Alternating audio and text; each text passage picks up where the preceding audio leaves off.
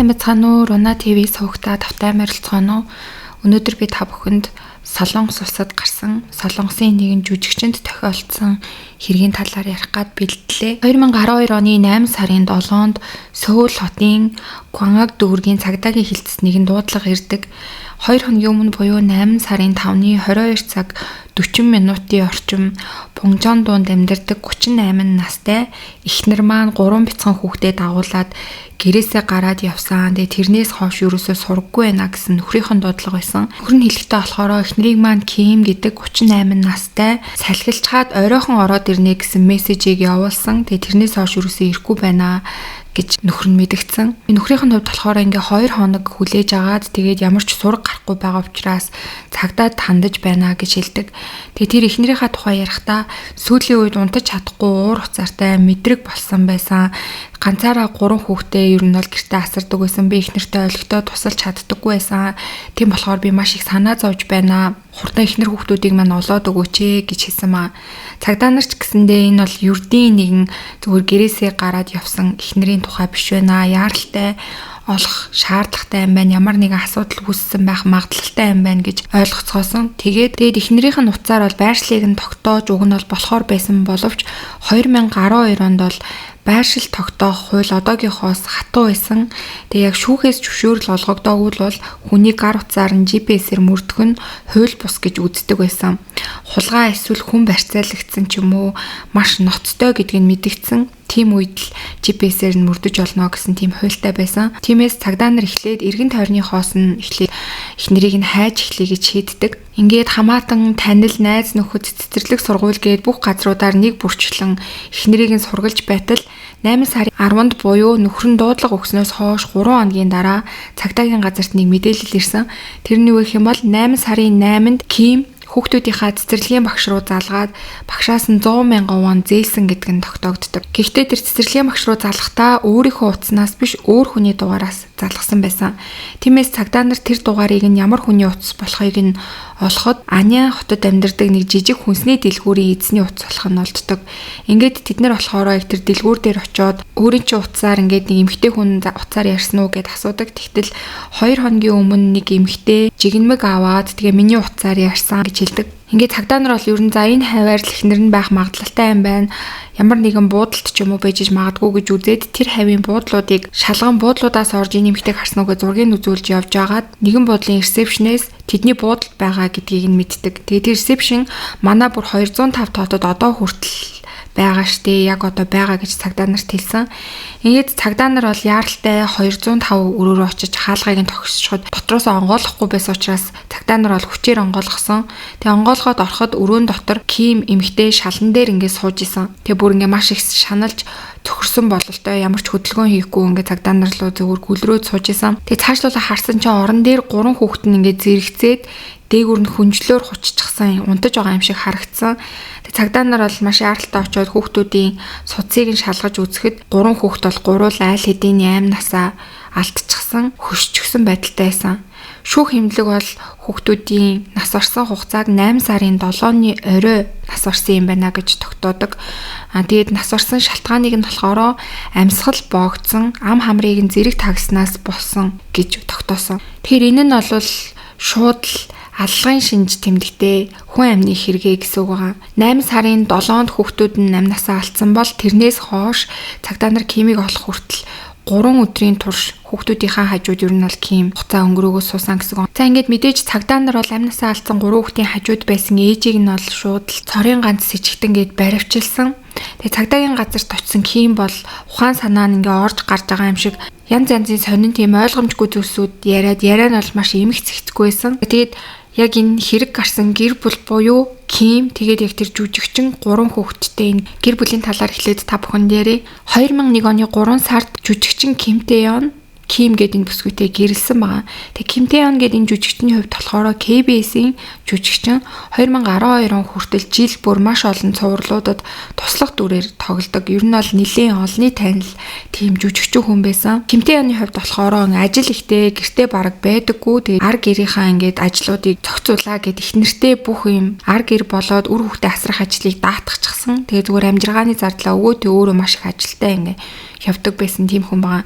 Кимийн хувьд болохоор болохоор гэртээ хүүхдүүдээ асраад ер нь бол бүхэл цагаа хүүхдүүдтэй зарцуулдаг байсан. Тэгээ анх болохоор энэ хоёрын хувьд гэрлээд хүүхдтэй ерөөсө болохгүй 3 удаа зулбаад тэгээд хүүхдтэй болох гэж маш их хичээсний эцэст 2005 онд анхны хүү Ёнжиныг мэндэлсэн. За тэгээд үүний дараа жил нь болохоор дунд хүү Ёнбом, түүний дараа жил баг хүү Ёнгон гэдэг ингээд 3 хүүтэй болоод ам бол 5 болсон байгаа. Тэгээ энэ үед бол Кимийн хувьд маш аз жаргалтай байсан. Ягаад гэвэл ээж болохыг маш их хүсдэг байсан боловч 4 жилийн турш бол ингээ хүүхдтэй болж чадахгүй байжгаад эцэст нь 3 хүүхдээ ээж болсондоо бүр маш их баярлдаг байсан. Тэгээ хүүхдүүдээ ер нь бол өөрөө маш сайн асардаг байжгаад 2009 оноос бол байдал нэлээ өөрчлөгдөж эхэлсэн. Кимийн хувьд ер нь нойр гүйддэг, маш их ядардаг, архаг ядаргаатай, маш уур уцаартай, хүүхдүүд рүүгээ хит ширүүн аашилдаг, ойролж хашгирдаг болж эхэлсэн. Ааш нь бол нэлээ өөрчлөгдөж эхэлсэн. Тэг Кимтэй он жүжигчний хувьд ч гэсэндээ бас ажлынхантайгаа гадуур арх бас нэлээ ууж согтуу гэртээ ирэх тохиолдол маш их байдаг байсан. Хүүхдүүдийнх нь хувьд бол бас хаяа бие нь өвдөн. Тэгээ энэ үед бол зөвхөн ээж нь л хүүхдүүдээ эмнэлэг рүү авч явах ч юм уу бүх ажлыг зохицуулдаг. Тэгээ ээжд нь тусалдаг гэр бүлийнхэн бол бараг байгаагүй гэж үзэж байгаа. Тэгээд Кимтэй оны хувьд бол бас тийм их мөнгө олдоггүй. Дундаж хэмжээний мөнгө олдог. Тэгээд тэр мөнгөө бол мэдээж их нэртэй хийхийг ингээ өгдөг байсан. Тэгээд эхнэр нь бол тэр мөнгөөр амьдралаа залгуулад ингээ амьдардаг байсан гэж байгаа. Гэхдээ Кимтэй оны их нэртэй өгдөг байсан мөнгө нь бол яг 5 хүнтэй ам бол уг нь бол хангалттай мөнгө байсан гэж Кимтэйхэн өөрөө үзчихсэн. Гэвч Кимийн хувьд болохоор эргэн тойрныхоо хүмүүсээс маш их зээл авдаг, тэгээд мөнгө төгрөг асуудаг байсан гэдгийг нь нөхөр нь сүүлд мэддэг. Тэгээд тэр эргэн тойрны хүмүүсээсээ авсан зээл нь нийлээд бараг 20 гаруй сая вон болчихсон байсан. Тэгээд энийг нөхөр нь мэдээд бол маш их ууралсан. Тэгээд чи яг мөнгөө юунд зарцуулд юм бэ гэд хэлсэн чинь эхнэр нь бол хэлэхгүй байсан. Тэгээд эхнэрийн хувьд болохоор гадуур зугаацах ч юм уу эсвэл мөрөөдөө тоглоом тоглох ч юм уу тийм зүйл юусоо байгаагүй. Ягаад гэвэл хүүхдүүдээ асрах хэрэгтэй учраас гэрээсээ бараг гардаггүй байсан. Тэгээ яг мөнгөө юунд зарцуулдаг байсан талаар нь нөхөр нь мэдэхгүй. Тэгээ энээс олж бол их нэртэйгээ тэр үеэс эхлэн маш их муудалцдаг болж эхэлсэн. Нөхрийнх нь хувьд болохоор 2011 онд эхнэрээ эмнэлэгт уг нь бол үзүүлээд сэтгэл санааг дээрдүүлэх гэж бол нэлээд хичээсэн боловч ерөөсөө сайжраагүй гэж дараа нь хэлж байгаа. Тэгээ энэ байдлаар ингээд 5 ам бүл амьдарч байгаад 2012 оны 8 сарын 5 буюу нөгөө ихнэр нь 3 хүүхдэд дагуулад гэрээсээ гардаг өдөр юу болсон бэ гэхээр өглөө нь бол нөхөр нь ажилдаа явчаад согтуу ирээд гэртээ байгаа их нэртэйгээ хэрүүлүүлж эхэлсэн. Чи энэ их мөнгөний зээлийг яагаад тавьсан юм бэ? Яг юунд үрдэг байсан юм бэ? Чамд хангалттай мөнгө өгдөг байсан биз дээ. Чи яагаад ингэж ийм хэмжээний өрөнд орчиж байгаа юм бэ гэд яг энэ зүйлээс олж бол муудалцаж эхэлсэн. Тэгээ ингэ муудалцаж агаад Кимтэй оны хувьд бол ингэ согтуу байсан учраас унтаад өгсөн. Тэгэд унтсан хойрондоор нь болохоор ихнэр нь 3 хүүхдээ аваад таксигаар Анянд байрлах нэгэн буудлын руу явсан байгаа. Тэгээд нөхөрлөгөө болохоор би хүүхдүүдтэйгээ салхилахаар гарлаа. Санаа зовлтгүй оройхон гэрлүүгээ буцаад очноо. Би бодлоо зэгцэлж хүүхдүүдээ ч гэсэндээ гадуур салхилуулж жоохон тоглуулах хэрэгтэй байна. Орой очиод хоёулаа ярилцъя гэсэн мессежийг явуулсан байсан. Тэгээ нөхөр нь бол энэ мессежийг нь унтж байгаа сэрээд хараад эхнэрлүүгээ маш олон удаа залгасан боловч эхнэр нь утсан аваагүй.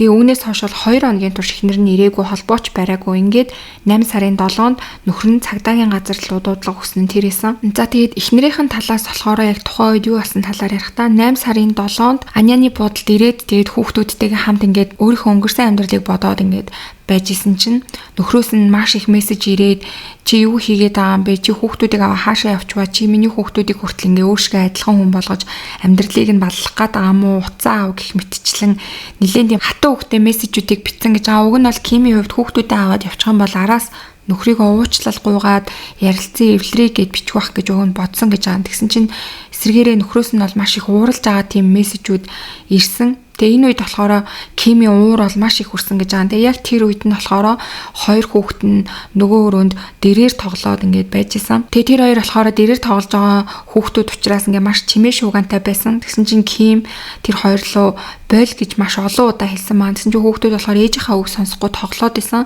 Тэгсэн чинь яг тэр үед болохоор Кимийн толгойд маш аимшигтай бодол орж ирээд амиа хорлоё гэж бодсон гэж байгаа. Тэгээ би ганцаараа амиа хорлсонд орвол 3 хүүхэдтэйгээ хамт өгснөн дээр би амиа оруулах юм бол 3 хүүхэд минь яаж амьдрах юм гэж бодоод эхлээд том хүүгээ дэрээр ингээ нүүрэн дээр нь шууд дараад эхэлсэн. Тэгсэн чинь дунд хүү нь болохоор энийг нь хараад маш их хаагаад ээжээсээ ээжээ уучлаарай, таны үгэнд орохгүй ингээ хашгираад байсан, тахтаага муудалцаадсан уучлаарай, та ахыг минь тавьчаач дээ гэж уйлж хашгирч эхэлсэн гэж байгаа. Тэгээ ингэж яхад нь хүртэл ээж нь хүүхдийнхаа үгэнд ороогүй, ахынх нь амнасыг хөнөөгөө дараа нь тэр ээжээсээ гууж исэн 2 дахь хүүгийнхаа амийг мөн хөнөөгөөд дараа нь 3 дахь хүүгийнхаа амийг хөнөөсөн байгаа.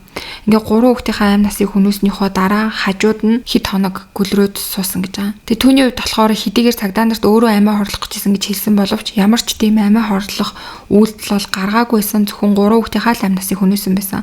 Тэгээ мэдээж бол яг өөрийнхөө амь насыг хөнөөх гэжсэн. Тэгээ 3 хүүхэд минь надгүй бол амьдрч чадахгүй гэж хэлж байгаа энэ үгсийг бол Ким эмэгтэй өөрөө л хэлсэн. Яг үнэхээр үнэн байсан үгүй байсан гэдг нь бол мэдэх боломжгүй. За ингээд түүний хийсэн хэрэг бол тодорхой болж шүүх хурал болсон. Тэгээ шүүх хурлаас болохоро Кимд 3 хүүхдээ санаатаагаар хөнөөсөн гэсэн хэрэгээр 20 жилийн хорих ялыг оногдуулсан.